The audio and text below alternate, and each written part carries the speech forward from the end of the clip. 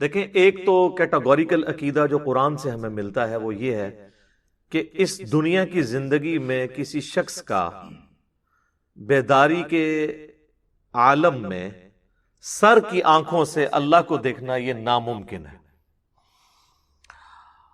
اس حوالے سے کئی ایک دلائل ہیں، اس میں ٹاپ آف دا لسٹ دلیل وہ ہے جو سورۃ الاعراف میں ایک اولو العزم پیغمبر سیدنا موسیٰ علی نبینا وعلیہ الصلوۃ والسلام کے بارے میں آتا ہے، آیت نمبر 143 میں، کہ جب وہ کوہ طور پر اللہ تعالی سے ملاقات کے لیے پہنچے تو اب ظاہر ہے کہ بار بار ملاقات کے بعد ان کے دل میں یہ شوق پیدا ہوا کہ میں اپنے رب کا دیدار بھی کروں، تو انہوں نے موقع غنیمت جانتے ہوئے اپنی ریکویسٹ پٹ کر دی کہ اے اللہ میں تجھے دیکھنا چاہتا ہوں۔ تو اللہ تعالیٰ نے بالکل اسٹریٹ فارورڈ جواب دیا، قال لن ترانی، اللہ نے فرمایا تو مجھے نہیں دے سکتا، ولکن انظر الی الجبل،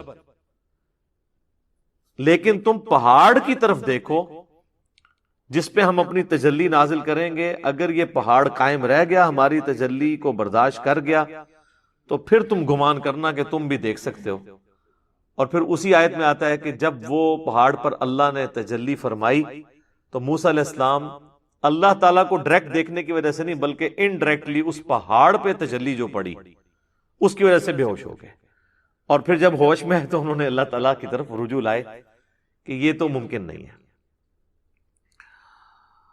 اسی طریقے سے سورۃ الانعام کے اندر بھی اللہ تعالیٰ نے فرمایا ہے کہ لا تدرکہ الابصار، آنکھیں اس کے دیدار کا احاطہ نہیں کر سکتی، وہ ہر چیز کا احاطہ کیے ہوئے۔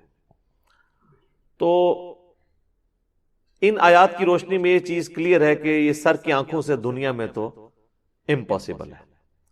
البتہ آخرت کی زندگی میں قرآن حکیم میں کئی ایک آیات ہیں جو اس کو سپورٹیو ہیں کہ ہر اہل ایمان کو اللہ تعالیٰ کا دیدار نصیب ہوگا۔ اس حوالے سے اہل تشیع کا اختلاف ہے، وہ آخرت میں بھی اللہ کے دیدار کے قائل نہیں ہیں، وہ سورۃ الانعام کی آیت کو جنرل مانتے ہیں ہمیشہ کے لیے، جبکہ اہل سنت کے ہاں قرآن حکیم سے کئی آیات سے رزلٹ ایسا نکلتا ہے، اور بخاری اور مسلم کی کئی احادیث اس کو سپورٹ کرتی ہیں کہ آخرت میں اہل ایمان کو، اہل جنت کو سب سے بڑی جو جنت میں نعمت ملے گی وہ اللہ کا دیدار ہے۔ اس کو سپورٹیو جو ہے وہ جتنی آیات اور احادیث ہیں وہ میں نے الگ سے ایک ٹاپک ریکارڈ کروایا ہے جس کا آپ نے ذکر کیا، معراج النبی صلی اللہ علیہ وآلہ وسلم سے متعلق کیا عقیدہ ہونا چاہیے، اور اس رات اللہ تعالیٰ کے دیدار اور نبی علیہ السلام کی ملاقات کے حوالے سے یہ ساری ڈیٹیلز میں نے بتائی ہیں۔ چونکہ آج ٹاپک نہیں ہے لہٰذا میں اگر اس کو ہاتھ ڈال بیٹھا تو پھر اسے بھی 20-25 منٹ میں کنکلوڈ کرنا پڑے گا۔ تو ہم آج کے اس ٹاپک کی طرف آتے ہیں کہ یہ دعویٰ کرنا کہ خواب میں اللہ تعالیٰ کا دیدار ہو سکتا ہے، بزرگان دین کو، صوفیاء کو یا اماموں کو، تو یہ صرف ان کی منہ شگافیاں ہیں۔ اس کائنات میں ایک ہی ہستی ہے جسے خواب میں دل کی آنکھوں سے اللہ کا دیدار نصیب ہوا، اور وہ ہیں ہمارے محبوب سید الاولین والآخرین، شفیع المذنبین، رحمت للعالمین، سیدنا و مولانا امام اعظم محمد رسول اللہ صلی اللہ علیہ وآلہ وسلم، اور وہ بھی خواب میں انہیں دیدار ہوا۔ یہ حدیث مسند امام احمد میں ہے، جامعہ ترمذی میں صحیح سند کے ساتھ موجود ہے، امام ترمذی نے بھی اس کی تصحیح کی ہے اور پھر ساتھ کومنٹس نقل کیے ہیں کہ میں نے اپنے استاد امام محمد بن اسماعیل المعروف امام بخاری ان سے جب اس حدیث کے متعلق پوچھا تو انہوں نے فرمایا یہ حدیث صحیح ہے۔ وہ حدیث میں بعد میں ڈسکس کروں گا اس گفتگو کو کنکلوڈ کرتے ہوئے۔ یہ جو بزرگان دین کے بارے میں، صوفیاء کے بارے میں یہ لوگ دعوے کر رہے ہیں، یہ ساری ان کی منہ شگافی ہیں۔ انہی سے پوچھیں کہ کیا صحابہ اکرام علیہم رضوان میں کوئی ایک بھی کامل الایمان شخص ایسا نہیں تھا کہ جو اللہ تعالیٰ کو دیکھ سکتا؟ کوئی ضعیف روایتی بتا دیں کہ سیدنا ابو بکر، عمر، عثمان و علی رضی اللہ عنہم اجمعین وعلیہم السلام اجمعین، یہی اولو العزم اصحاب رسول ہیں نا، خلفائے راشدین صلی اللہ علیہ وآلہ وسلم ورضی اللہ عنہم اجمعین، تو ان کو تو کبھی کوئی دیدار اس طرح کا نصیب نہیں ہوا. تو یہ لوگ زیادہ حقدار تھے اللہ تعالیٰ کو خواب میں دیکھنے کے یا بعد کے لوگ؟ اور اگر یہ پیکج غیر انبیاء کے لیے ہوتا تو سب سے پہلا حق تو سیدنا موسیٰ علی نبینا علیہ الصلوۃ والسلام کا تھا. سورۃ الاعراف میں جو اللہ تعالیٰ نے فرمایا کہ قال لن ترانی، تو مجھے نہیں دیکھ سکتا، تو اللہ تعالیٰ فرماتا ہے کہ بعد میں نے نبی علیہ السلام کے امتیوں کو خواب میں زیارت کروانی ہے، تو تم تو اولو العزم پیغمبر ہو، تو خواب والا پیکج آفر کیا جاتا ہے. میں آن دا بہاف آف سیدنا موسیٰ علیہ السلام آپ کو گارنٹی سے کہتا ہوں کہ خواب والا پیکج اگر موسیٰ علیہ السلام کو آفر کیا جاتا وہ قبول کر لیتے. ہمیں کیا جائے، ہم قبول کرنے کے لیے تیار ہیں. وہ پیکج نہ پیش کرنا اس بات کی دلیل ہے کہ یہ اعزاز ان کو بھی نہیں ملنے والا تھا. اب یہ دعوے صوفیاء کے بارے میں کرنا، اماموں کے بارے میں کرنا، بزرگوں کے بارے میں کرنا، تو یہ لوگوں نے ان کے اوپر جھوٹ باندھے ہیں. ان کی تو کوئی حیثیت نہیں ہے. سیدنا عیسیٰ علی نبینا علیہ الصلوۃ والسلام کے اوپر لوگوں نے جھوٹ باندھ دیے. اس وقت دنیا میں سب سے اوریاں اور بڑا شرک حضرت عیسیٰ علیہ السلام کے نام پر لوگ کر رہے ہیں. اتنے تو بت پرست نہیں ہیں دنیا میں جتنے کرسچنز ہیں، لیکن عیسیٰ علیہ السلام کا کوئی اس میں قصور نہیں ہے. اللہ تعالیٰ نے تو قرآن میں ان کی طرف سے صفائی پیش کی ہے. لقد کفر الذین قالوا ان اللہ هو المسیح ابن مریم، بے شک وہ لوگ کفر کر رہے ہیں جو یہ کہہ رہے ہیں کہ عیسیٰ ابن مریم ہی اللہ ہے.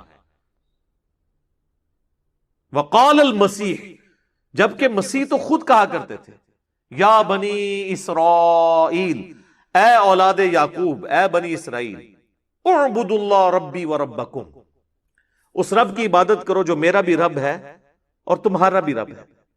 انہ من یشرک باللہ فقد حرم اللہ علیہ الجنہ ومأواہ النار وما للظالمین من انصار، بے شک جو کوئی اللہ کے ساتھ شرک کرے گا اللہ نے اس پہ جنت حرام کر دی ہے، اس کا ٹھکانہ جہنم ہے اور وہاں پر اس کا کوئی بھی مددگار نہیں ہوگا. والعیاذ باللہ تعالی. اللہم اجرنا من النار، آمین. تو میرے بھائی قرآن میں تو اللہ تعالیٰ عیسیٰ ابن مریم کی صفائیاں دے رہا ہے کہ وہ تو موحد تھے، ان کے ماننے والے مشرک ہوئے. اسی طریقے سے بزرگوں کے بارے میں، اماموں کے بارے میں اگر کوئی چیزیں منسوب ہوئی ہیں تو ہم بزرگوں کو یا اماموں کو تختہ مشق نہیں بناتے، الا یہ کہ کسی بزرگ نے جان بوجھ کے اپنے بارے میں کوئی جھوٹ پھیلایا ہو، اور وہ بھی ہم وثوق سے تو نہیں کہہ سکتے اس کا اور اللہ کا معاملہ ہے. انہوں نے پبلک میں مشہور کیا ہوا ہے کہ جی وہ خواب والا معاملہ تو بہت چھوٹا ہے، وہ تو کہتے ہیں بیداری میں دیکھا ہے. کشف المحجوب جو تصوف میں پہلی کتاب ہے فارسی زبان میں، عربی زبان میں تو اور کتابیں اس سے پہلے لکھی گئیں، لیکن فارسی میں پہلی جو ٹیکسٹ بک ہے تصوف پہ، وہ اعزاز آپ کو حاصل ہے. یعنی آپ کے ملک پاکستان میں لاہور میں وہ دربار ہے المعروف داتا دربار، سید علی بن عثمان حجویری المتوفى 465 ہجری، انہوں نے کشف المحجوب لکھی ہے، اور اس میں وہ بایزید بستامی کے حوالے سے لکھتے ہیں کہ بایزید بستامی کہتے ہیں کہ جب میں پہلی دفعہ حج کے لیے گیا نا، تو میں نے جو ہے نا وہ کعبہ دیکھا اور کعبے کے رب کو نہیں دیکھا. اب یہ کون سی ڈیمانڈ ہے، یعنی کہ وہاں پہ کوئی، اور کہتے ہیں پھر جب میں اگلی دفعہ گیا نا تو پہلا حج تو کہتے ہیں میرا ضائع گیا، اگلی دفعہ گیا تو میں نے بیت اللہ کو بھی دیکھا اور بیت اللہ کے رب کو بھی دیکھا. اور یہ وہ دعویٰ خواب میں نہیں کر رہے، بیداری میں کر رہے. تو کہتے ہیں کہ جی میں نے کہا یہ بھی اس دفعہ بھی حج میرا گیا، کیونکہ یہ تو شرک ہو گیا، کعبہ بھی اور بیت اللہ بھی. یعنی جن لوگوں کو ان چیزوں کی سمجھ نہیں ہے. اور پھر کہتے ہیں میں جب تیسری دفعہ گیا نا تو کعبہ غائب تھا، صرف اللہ کو دیکھا. تو کہتے ہیں پھر بھی میرا حج نہیں ہوا کیونکہ اس میں موجود تھا. ٹھیک ہے نا. تو اب یہ وہ ایک کہانی ہے، اور یہ اتنی عجیب و غریب کہانی ہے کہ اکثر لوگ سن کے اس کو سبحان اللہ کہتے ہیں کہ پتہ نہیں کتنی کو بڑی علمی کو بات کر دیتی ہے. تو اس میں انہوں نے ڈائریکٹ دعویٰ کیا ہے. اور تذکرۃ الاولیاء کے اندر شیخ فرید الدین عطار المتوفى 627 ہجری، یہ کتاب پوری دنیا کے اندر صوفیاء کے حالات کے اوپر ایک ٹیکسٹ بک کے طور پہ مانی جاتی ہے، تذکرۃ الاولیاء۔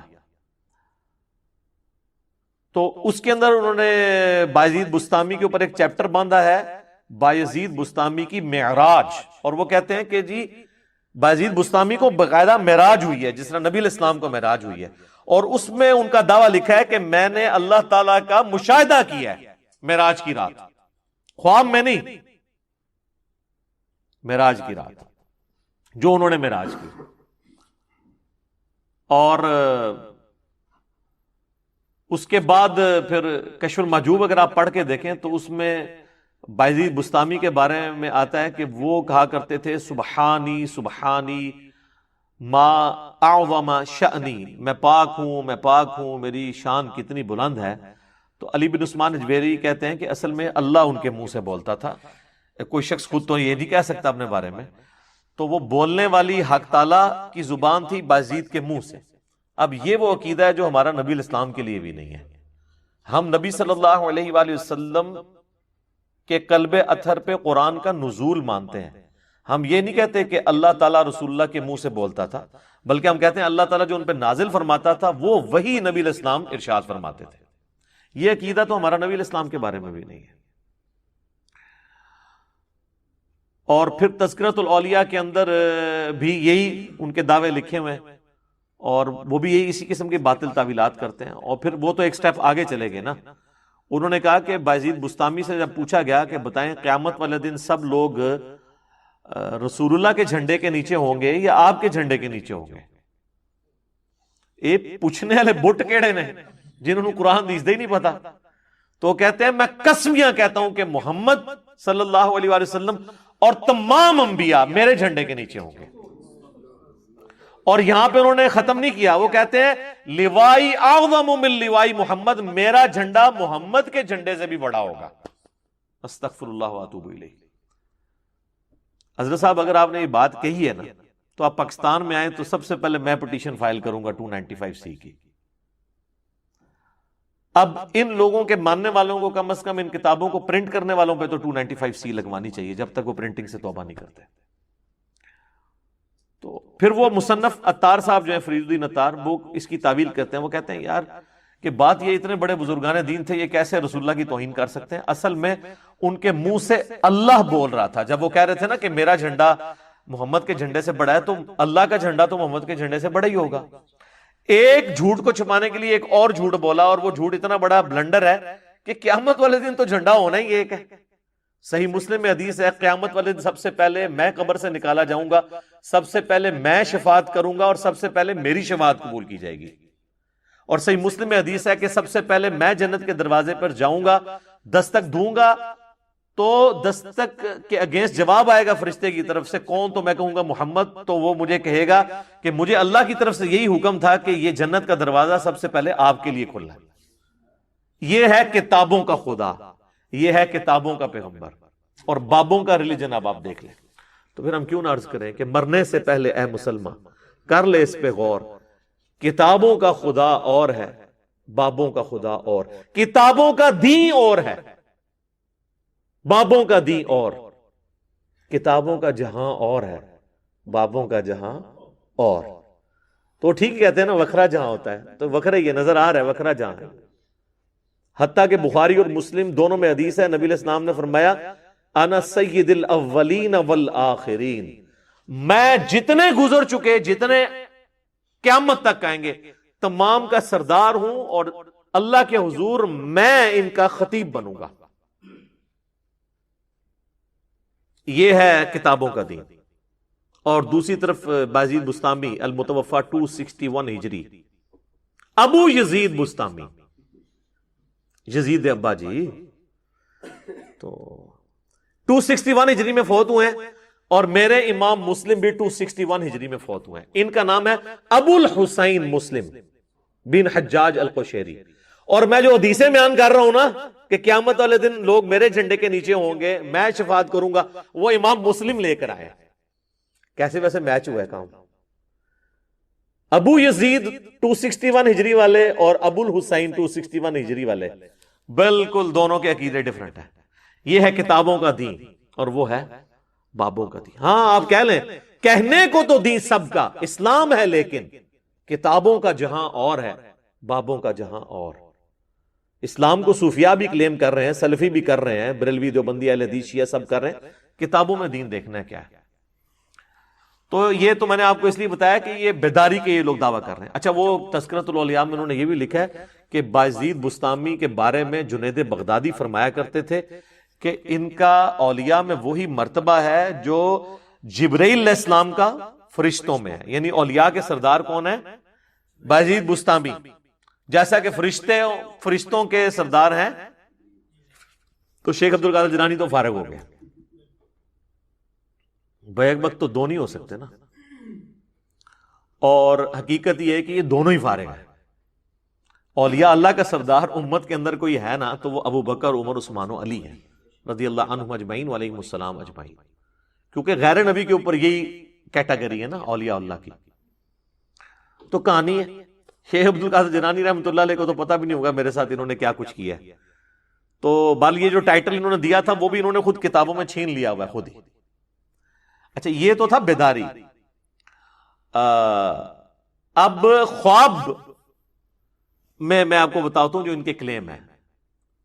آپ ذرا امام حنیفہ کے تعارف کے اوپر کتابیں پڑھیں نا حنفیوں کی، تو وہ کہتے ہیں 100 دفعہ اللہ کی زیارت کی ہے. اچھا جی. فضائل اعمال شیخ زکریا کاندلوی صاحب کی، اس میں آپ فضائل قرآن والا چیپٹر نکال لیں نا فضائل اعمال کا. اس میں وہ لکھتے ہیں کہ ایک رات امام احمد بن حنبل کو اللہ تعالیٰ کی خواب میں زیارت ہوئی. تو احمد بن حنبل نے سوال کیا کہ اے اللہ میں تیرا قرب حاصل کرنا چاہتا ہوں، سب سے آسان ذریعہ کیا ہے؟ تو اللہ تعالیٰ نے فرمایا کہ قرآن. سر یہ قرآن اگر اللہ فرما رہا ہے کہ قرآن میرے تک پہنچنے کا ذریعہ ہے تو اس کے بعد تو کوئی گنجائش نہیں رہتی. وہ کہتے ہیں کہ احمد بن حنبل نے آگے سے پوچھا کہ یا اللہ سمجھ کے یا بغیر سمجھ کے؟ یار قرآن اللہ نے اس لیے نازل کیا تھا کہ لوگ آگے سے یہ سوال کریں گے کہ سمجھ کے کہ بغیر سمجھ کے. یہ مردے بخشوانے کا ذریعہ تھا. اور وہ احمد بن حنبل جسے عربی بھی آتی ہے اسے یہ کہنے کی ضرورت ہے یہ چور نے اپنی لنگوٹی چھوڑی ہے. یہ سمجھے کہ احمد بن حنبل جو ہے نا کوئی جنوبی پنجاب سے تھے یا کے پی سے تھے کہ جن کو پشتو آتی تھی اور عربی آتی نہیں تھی. ظاہر ہے وہ فضائل اعمال زیادہ تر کے پی میں پڑھی جا رہی ہوتی ہے نا. تو وہ آپ فضائل اعمال جو پڑھ رہے ہیں نا کے پی والے ہمارے پٹھان بھائی، ان کو بتائیں کہ احمد بن حنبل پٹھان نہیں تھے. وہ اگرچہ عجمی تھے لیکن عربی ان کی مادری لینگویج تھی. تو آگے سے کہتے ہیں اللہ تعالیٰ نے کہا کہ چاہے سمجھ کے پڑھ چاہے بغیر سمجھ کے پڑھ. یعنی قرآن اس لیے نازل ہوا ہے، یعنی پورے کا پورا قرآن اس کے اگینسٹ کھڑا ہے. صرف سورۃ الانعام کی جو آیت نمبر 19 ہے وَأُوحِيَ إِلَيَّ هَذَا الْقُرْآنُ لِأُنذِرَكُمْ بِهِ وَمَنْ بَلَغَ. اے نبی فرما دو قرآن میں نے اس لیے نازل کیا کہ اس کے ذریعے نصیحت کرو. اے نبی تم ان کو بھی اور جس تک یہ پہنچ جائے کتاب اس کے ذریعے نصیحت کرے. تو نصیحت جو ہے وہ سمجھ کے ہوگی یا بغیر سمجھ کے؟ فَذَكِّرْ بِالْقُرْآنِ مَنْ يَخَافُ وَعِيدٍ. اے نبی قرآن کے ذریعے لوگوں کو نصیحت کریں جو اللہ کی دھمکی سے ڈرتے ہیں. تو قرآن تو سراپا ہدایت ہے، یہ سمجھ کے یا بغیر سمجھ کے. اور یہی وجہ کہ پھر آپ کو یہ لوگ جو ہے نا وہ یہی کہتے نظر آئیں گے جی میں اتنے سپارے پڑھتا ہوں تو میں اتنے. اور وہ بھی فضائل اعمال کے اندر لکھا ہوا ہے کہ جی ایک بزرگ تھے روزانہ 3 قرآن پڑھتے تھے. اور پھر ایک اور کے بارے میں لکھتے ہیں کہ وہ 8 قرآن پڑھا کرتے تھے روزانہ کے. 8 قرآن روزانہ کے پڑھنا کیا پاسبل ہے؟ بغیر سمجھ کے بھی نہیں پڑھے جا سکتے. یہ تو اس کے ساتھ کوئی اس کا تعلق ہی نہیں بنتا. بغیر سمجھ کے بھی 8 قرآن نہیں پڑھے جا سکتے. سر آپ کو 15 سے 20 منٹ تو چاہیے نا ایک سپارہ پڑھنے کے لیے بغیر سمجھ کے. تو آپ ذرا کیلکولیشن کر لیں کہ 8 قرآن کیسے پڑھے جا سکتے ہیں. 24 گھنٹے میں سونا بھی ہے، کھانا پینا بھی ہے، ٹائلٹ بھی ہے، سب کچھ چیزیں جڑی ہوئی ہیں. صحابہ نہیں پڑھ سکتے تھے.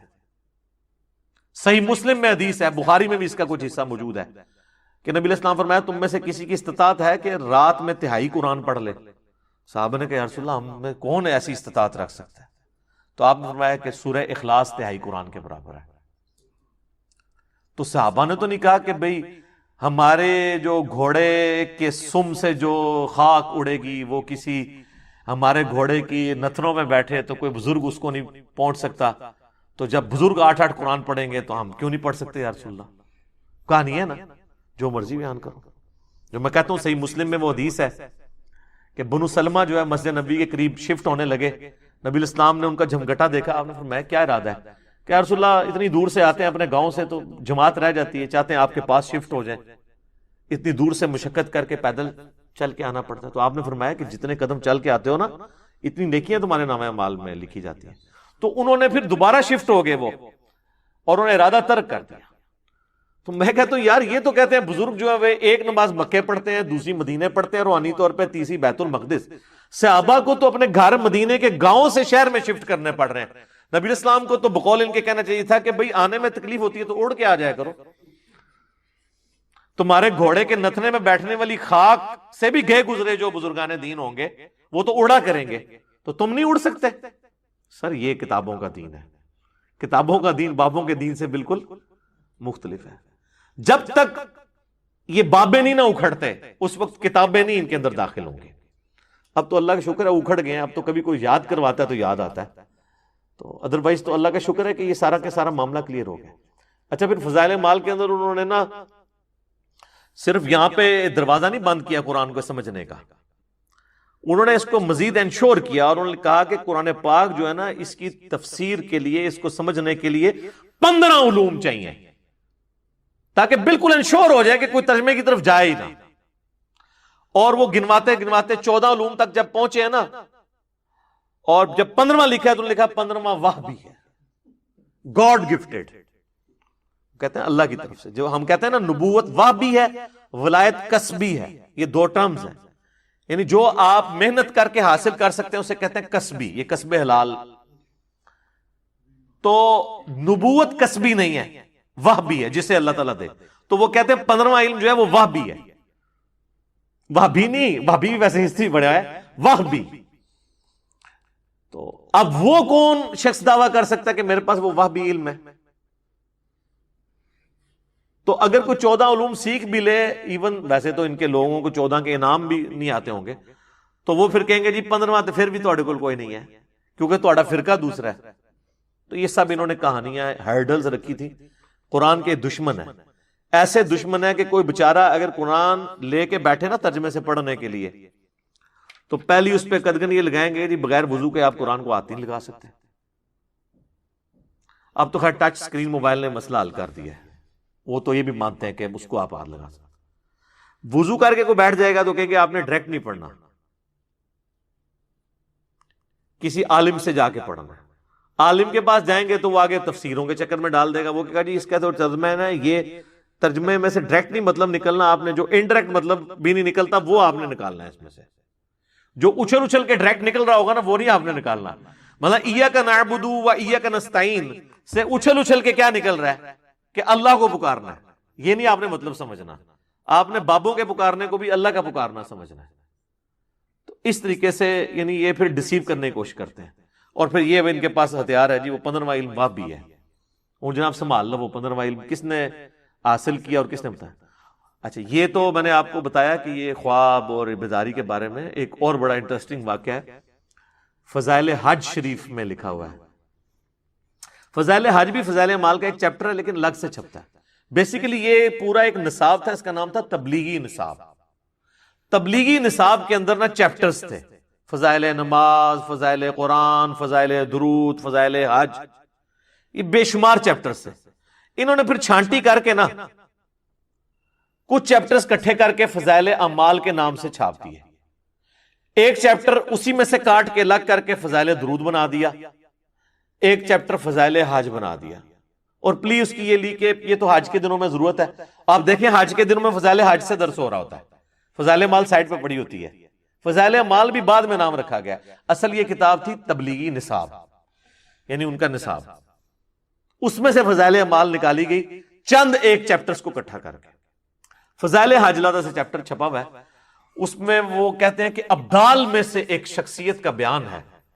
اب ابدال کون، شخصیت کون، ایکس وائی زی، وہ اس طرح کے ایک آواز آئی، بزرگوں نے فرمایا، وہ کہتے ہیں ابدال میں سے ایک شخصیت کا فرمان ہے، وہ کہتے ہیں کہ جی ان سے کسی نے حضرت خضر سے جب ملاقات ہوئی ان کی، حضرت خضر کے اوپر میرا آپ دیکھ لیں موسیٰ اور خضر والا، آپ کو بتاؤں گا یہ خضر ہے کون ہے اور انہوں نے کون سا خضر بنایا ہوا ہے. یہ لفظ ہے خضر.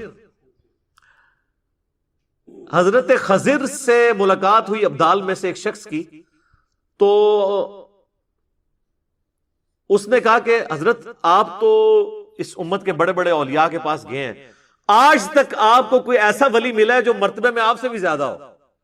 ان کا ہاں جی ایک بندہ ملا تھا. انہوں نے کہا پھر دسو کون سی؟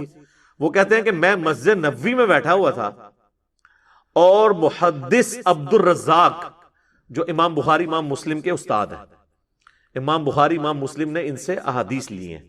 مصنف عبد الرزاق اور مصنف ابن ابی شیبہ، یہ دو کتابیں ہیں جو ایک زمانے میں لکھی گئی، دونوں اب اردو میں ترجمہ ہو چکی ہیں. وہ کہتے ہیں جی محدث عبد الرزاق جو تھے نا، وہ درس حدیث دے رہے تھے مسجد نبوی کے اندر بیٹھ کے، تو لوگ ان کے گرد جھمگٹا لگائے بیٹھے ہوئے تھے، اور ایک نوجوان جو ہے نا وہ یوں کر کے نا اپنے گریبان میں سر دیے ہوئے کونے میں بیٹھا تھا، وہ درس حدیث نہیں سن رہا تھا. تو کہتے ہیں حضرت خضر کہتے ہیں میں اس کے پاس گیا اور میں نے کہا کہ اتنے بڑے محدث مسجد نبوی میں درس دے رہے ہیں اور تم ان کا درس سننے کی بجائے سائڈ پہ بیٹھے ہوئے ہو. تو کہتے ہیں اس نے نا سر بھی نہیں اٹھایا، اسی حالت میں کہا کہ لوگ جو ہے نا یہ تو عبد الرزاق سے حدیثیں سن رہے ہیں، ہم تو ڈائریکٹ رزاق سے سنتے ہیں. جی جی یہ یعنی یہ بات اور غلام القادیانی کے دعوے میں کیا فرق ہے؟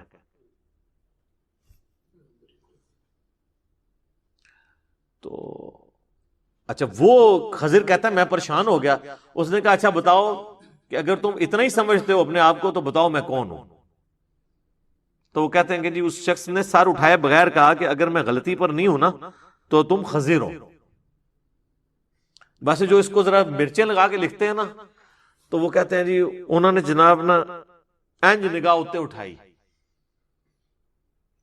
پھر انہوں نے تھلے دیکھا، پھر سجے ویکھے انج کر کے، پھر کھبے ویکھا، پھر سامنے دیکھا، پھر اپنے آپ نے دیکھا. انہوں نے کہا جی بھئی میں نے دیکھا ہے نہ خضر اس وقت اوپر ہے نہ نیچے ہے، نہ دائیں مجھے نظر آیا دور تک نہ بائیں، یا تو خضر ہے یا میں ہوں. تو میں تو ہے نہیں ہوں، تو ہی ہے. اے رے کوارڈینیٹس انہوں نے لوکیٹ کیتے نے، اوندے اوندے پہنچ گئے لبدے لبدے. تو یہ ہیں لوگوں کے دعوے. آپ تو بات کر رہے ہیں خوابوں میں دیکھنے کی، یہ تو خوابوں سے بھی اگلے ورژن میں جا چکے ہیں. بہرحال ایک یہ خواب ہے اور ایک وہ خواب ہے جو وحی الہی ہوتا ہے، اور وہ ہوتے ہیں پیغمبروں کے خواب. غیر پیغمبر کا بھی ہو سکتا ہے. وہ بخاری مسلم میں حدیث ہے کہ خواب یا اللہ کی طرف سے ہوگا یا شیطان کی طرف سے یا نفس کی طرف سے. اور یہ بھی حدیث ہے بخاری اور مسلم دونوں میں کہ خواب نبوت کا 46واں حصہ ہے، یعنی غیب کی خبروں کا 46واں حصہ ہے. اور صحیح بخاری میں حدیث موجود ہے کہ میری وفات کے بعد اب غیب کی خبروں سے صرف خواب والی جو ڈومین ہے یہ باقی رہ گئی ہے. اور وہ بھی ساتھ فرمایا جو نیک خواب ہیں اللہ تعالیٰ دکھائے گا، مبشرات باقی ہیں اور وہ نیک خواب. البتہ بخاری اور مسلم میں جو یہ ہے نا نبوت کا 46واں حصہ ہے، یہ غیر انبیاء کے لیے بھی خواب آ سکتا ہے، لیکن جب نبی کو خواب آتا ہے نا اس میں شیطان کی دخل نہیں ہوتی. سورہ الصافات کی آیت نمبر 103 102 103 کے اندر حضرت ابراہیم علیہ السلام کو خواب میں اللہ تعالیٰ نے حکم دیا تھا اپنے بیٹے کی قربانی کا. یہ تو بہت بڑا ایک ڈیسیژن تھا نا، ایک بندہ مارنا ہے آپ نے. تو وہ خواب وہی الہی تھا اور وہ ایگزیکیوٹ کرنے پہنچ گئے. وہ تو پھر اللہ تعالیٰ نے اس کے بدلے میں ایک فدیہ نازل فرما دیا. تو یہ اس بات کا ثبوت ہے کہ نبی کو جب خواب آئے اس میں شیطان کی دخل نہیں ہوتی. ہمارے محبوب صلی اللہ علیہ وآلہ وسلم کو بھی ایک خواب آیا جس میں اللہ تعالیٰ کی زیارت ان کو نصیب ہوئی، جس سے بات سٹارٹ ہوئی تھی.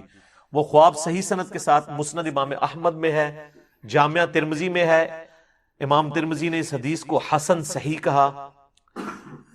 اس پہ ترہ یہ کہ امام ترمذی نے کہا کہ میرا استاد جو ہے امام بخاری محمد بن اسماعیل سے جب میں نے اس حدیث کے بارے میں پوچھا تو انہوں نے فرمایا یہ حدیث بالکل صحیح ہے، اگرچہ بخاری میں نہیں ہے لیکن امام بخاری کی تصحیح امام ترمذی نے اپنے استاد کی نقل کر کے اس پہ پکی مور لگا دی.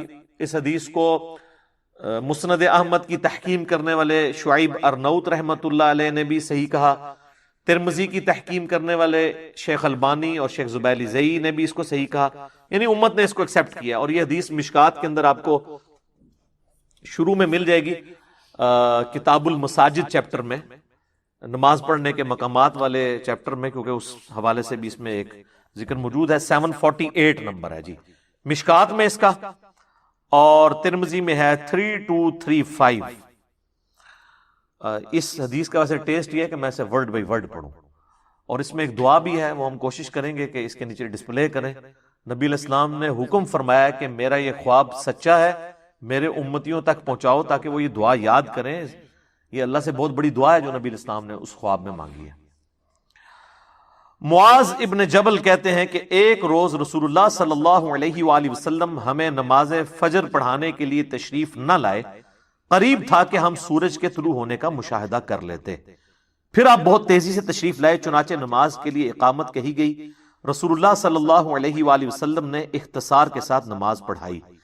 پس جب آپ صلی اللہ علیہ وآلہ وسلم نے سلام پھیرا تو با آواز بلند فرمایا کہ اپنی اپنی جگہوں پر اسی طرح بیٹھے رہو. پھر آپ علیہ السلام ہماری طرف متوجہ ہوئے اور فرمایا کہ میں ابھی تمہیں بتاتا ہوں کہ میں تمہیں نماز پڑھانے کے لیے کیوں نہیں آیا. یعنی وہ آپ کی وہ جو نیند تھی وہ غفلت کی وجہ سے نہیں تھی. میں رات کو بیدار ہوا، وضو کیا، جس قدر مقدر میں تھا میں نے نماز پڑھی، پھر مجھے اونگ آنے لگی حتیٰ کہ وہ مجھ پر غالب ہو گئی. تب میں نے اپنے رب تبارک و تعالی کو بہترین صورت میں دیکھا خواب میں. صلاۃ بر محمد وآل محمد، اللہم صلی علی محمد وعلی آل محمد. چنانچہ اس نے فرمایا محمد. میں نے عرض کی میرے رب حاضر ہوں. اچھا ایک مسئلہ تو کلیئر ہوا نا. یہ جو آپ کو بعض بریلوی علماء کہتے ہیں نا کہ کبھی اللہ تعالیٰ نے یا محمد نہیں کہا، یا رسول اللہ، یا ایھا المدثر، یا ایھا الرسول، یہ کہا ہے. قرآن تک تو یہ بات ٹھیک ہے، لیکن بخاری مسلم میں جو حدیث شفاعت ہے، سب سے پہلے لوگ حضرت آدم کے پاس جائیں گے، پھر باقی انبیاء سے ہوتے ہوئے اینڈ پہ حضور کے پاس آئیں گے، اور نبی علیہ السلام فرماتے ہیں میں سجدے میں گروں گا. وہاں پہ بھی الفاظ ہیں یا محمد اپنا سر اٹھاؤ، یا رسول اللہ نہیں ہے. یہ کتنی بڑی انہوں نے جھوٹ مشہور کیا ہوا ہے. بھائی اللہ اور بندے کا معاملہ ہے، اللہ اور بندے کا کوئی احترام والا رشتہ ہے اس اعتبار سے کہ پروٹوکول دینا ہے. بندہ تو بندہ ہے، اللہ اللہ ہے. وہ کہتے ہیں نہیں، نبی علیہ السلام کو کبھی اللہ نے بھی نہیں یا محمد کا. اس حدیث میں بھی بخاری مسلم میں بھی یا محمد ہے، یہ ترمذی میں بھی. میں نے عرض کیا میرے رب میں حاضر ہوں. فرمایا یہ فرشتے کس چیز کے بارے میں بحث و مباحثہ کر رہے ہیں؟ میں نے عرض کیا میں نہیں جانتا. اللہ تعالیٰ نے 3 مرتبہ ایسے ہی فرمایا، یعنی بار بار مجھ سے پوچھا. پھر نبی علیہ السلام فرماتے ہیں کہ میں نے اللہ کو دیکھا کہ اس نے اپنا ہاتھ میرے کندھوں کے درمیان رکھا، حتیٰ کہ میں نے اس کے انگلیوں کی پوروں کی ٹھنڈک اپنے قلب اور سینے میں محسوس کی، اور میرے سامنے ہر چیز واضح ہو گئی. یعنی اب یہ جو اللہ تعالیٰ کے ہاتھ یا انگلیوں کے پورے کا ذکر ہے نا، اس کے لیے ہم یہ تشبیہ بھی نہیں بیان کریں گے. قرآن میں واضح ہے لیس کمثلہ شیء، یہ متشابہات ہے. نہ ہم جہمیہ ہیں کہ ہم ان کی تعویلات کرنا شروع کر دیں، نہ ہم مجسمہ ہیں کہ ہم کوئی اللہ کے لیے جسم مان لیں، نعوذ باللہ.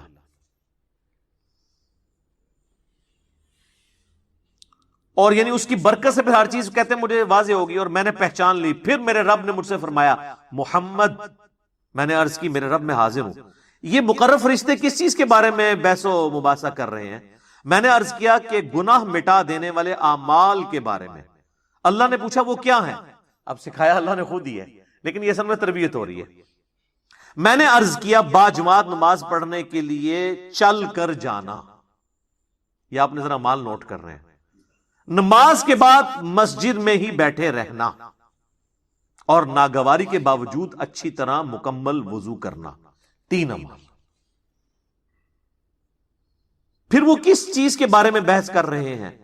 میں نے عرض کیا درجات کے بارے میں. فرمایا وہ کیا ہے؟ میں نے عرض کیا کھانا کھلانا، نرمی سے بات کرنا، اور جب لوگ سو رہے ہوں تو نماز تہجد پڑھنا. یہ درجات کی بلندی کا سبب ہے. اور جو پہلے 3 اعمال تھے وہ گناہوں کے مٹانے والے 3 اعمال ہیں. اچھا آج نبی علیہ السلام فرماتے ہیں کہ اللہ تعالیٰ نے پھر مجھ سے فرمایا کہ اے محمد کچھ مانگنا ہے تو مجھ سے مانگ لو. اب نبی علیہ السلام نے اسی وقت ایک دعا، وہ اللہ نے ان کو تعلیم کی یا فی البدی زبان پہ آئی خواب کی حالت میں، تو وہ جو باتیں ڈسکس ہو رہی تھی نا، نیک اعمال، گناہوں کو مٹا دینے والے اعمال، درجات کی بلندی والے، تو نبی علیہ السلام کہتے ہیں جب مجھے اللہ نے کہا نا کہ مانگ لے کچھ مجھ سے مانگنا ہے، تو میں نے پھر یہ دعا مانگی. وہ ہے دعا جناب، اللہم انی اسألک فعل الخیرات وترک المنکرات وحب المساکین وان تغفر لی وترحمنی واذا اردت فتنة فی قوم فتوفنی غیر مفتون اسألک حبک وحب من یحبک وحب عملی یقربنی الی حبک. یہ دعا کہتے ہیں میں نے جب مانگی، اس کا ترجمہ میں بعد میں بتاتا ہوں، تو رسول اللہ فرماتے ہیں صلی اللہ علیہ وآلہ وسلم میرا یہ خواب حق ہے، اسے یاد کر لو اور اسے دوسروں تک پہنچاؤ. امام ترمذی فرماتے ہیں حدیث حسن صحیح ہے، اور میں نے محمد بن اسماعیل بخاری سے اس حدیث کے متعلق پوچھا تو انہوں نے فرمایا یہ حدیث صحیح ہے. اب یہ ہے اصل میں وہ دعا جو آپ کو یاد کرنی چاہیے. اللہ کا شکر ہے میں نے تو 1994 میں یاد کی تھی، جب مجھے پہلی دفعہ یہ پتا چلی، جب میں ایف ایس سی میں پڑھتا تھا.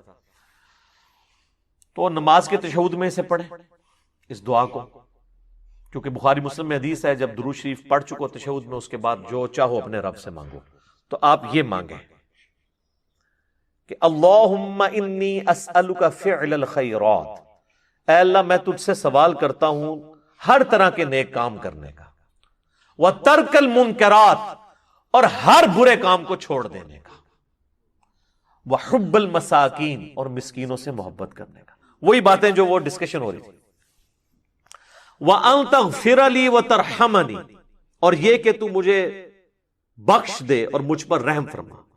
وَإِذَا أَرَدْتَ فِتْنَةَ فِي قَوْمٍ فَتَوَفَّنِي غَيْرَ مَفْتُونٍ، اور جب تو ارادہ کرے کسی قوم کو آزمائش میں ڈالنے کا تو اے اللہ مجھے اس آزمائش سے بچا کے رکھنا. اسألک حبک، اے اللہ میں تجھ سے تیری محبت کا سوال کرتا ہوں. وحب من یحبک، اور ہر اس شخصیت کی محبت کا سوال کرتا ہوں جس سے تو محبت کرتا ہے. وحب عملی یقربنی الی حبک، اور ہر اس نیک عمل کی محبت میں تجھ سے مانگتا ہوں جو مجھے تیرا قرب عطا کر دے. یہ اسی کی فارم ہے جو ابو داؤد میں اور نسائی میں حدیث ہے نا، معاذ ابن جبل سے حضور نے کہا تھا معاذ میں تجھے محبوب رکھتا ہوں، میں تجھے وصیت کرتا ہوں کہ ہر نماز کے بعد کبھی ترک نہ کرنا، ربی اعنی علی ذکرک و شکرک و حسن عبادتک. اور نسائی میں الفاظ ہیں اللہم اعنی علی ذکرک و شکرک و حسن عبادتک، اے اللہ میری مدد فرما ذکر کرنے پر، شکر ادا کرنے پر اور اچھے طریقے سے عبادت کرنے کے اوپر، اے اللہ تو میری مدد فرما. تو یہ جناب خواب تھا، یہ ہے اصل خواب جو اللہ تبارک و تعالیٰ نے ہمارے محبوب صلی اللہ علیہ وآلہ وسلم کو دکھایا. اس کائنات میں ایک ہی ہستی ہے جسے خواب میں زیارت ہوئی، وہ ہمارے محبوب صلی اللہ علیہ وآلہ وسلم ہے. انشاءاللہ جنت میں جا کے ہم سب زیارت کریں گے. دنیا میں کسی اور کے بارے میں کلیم کرنا میں سمجھتا ہوں نبی اسلام کی شان میں بھی گستاخی ہے اور قرآن و سنت کی تعلیمات کا مذاق ہے. تو ہم تو میرے بھائی صرف آپ کو سمجھا سکتے ہیں کیا کہ مرنے سے پہلے اے مسلمان کر لے اس پہ غور، کتابوں کا خدا اور ہے، بابوں کا خدا اور. کہنے کو تو دین سب کا،